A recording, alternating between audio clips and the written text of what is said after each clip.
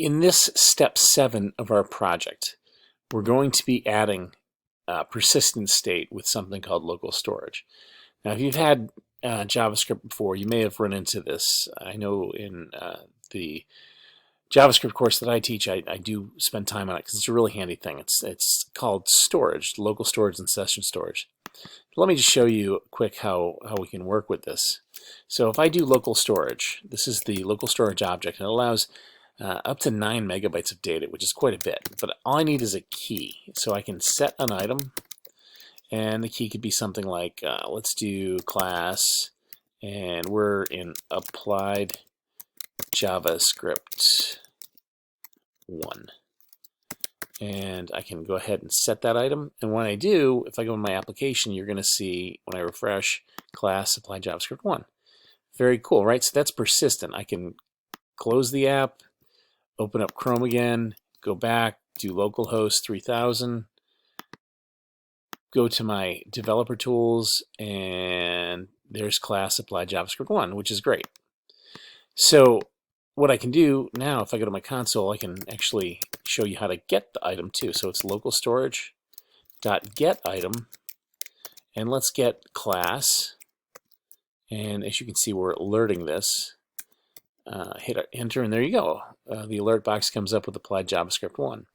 So that's persistent data. Now, if I were to do session storage, which is this little guy right here, I would lose that data once the session was ended, and that usually ends when we shut the browser down.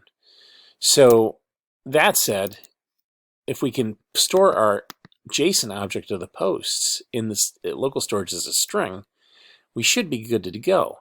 Now React gives us a way to do that very easily. So I'll show you. It's in the import in app.js, you will see import simple storage from React simple storage. So this comes with the project.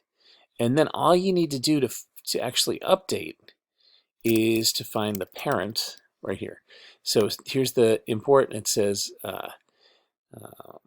here we're going to the components real quick, and it's simple storage parent this, and this is the object itself, the actual state object. So let's go ahead and add a post, and we'll see what it looks like. And it should be test new post. It should be a JSON string inside. New post. Okay, and then we can go ahead and hit save, and now when we hit refresh on this section, we should see the posts themselves. Should just take a second. Actually, if I refresh, there it is right there.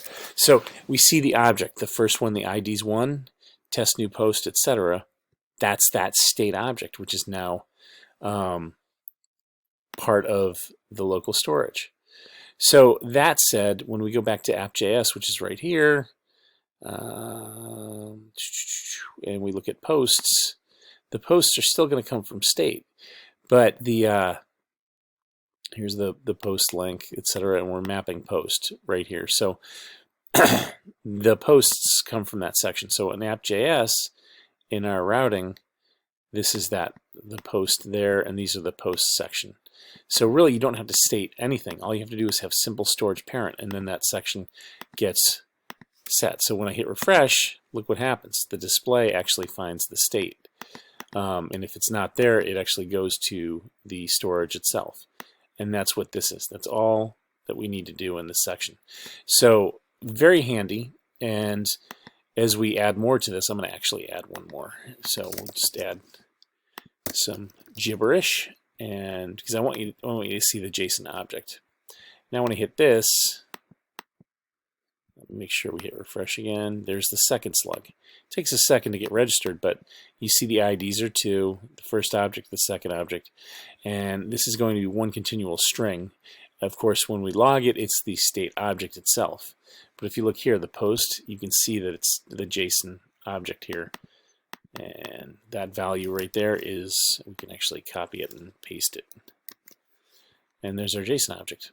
So we've got a nice way to have persistent data. Now, that said, after this, our next steps are authenticating with Firebase, CRUD, and live syncing, and then some extra things at the end.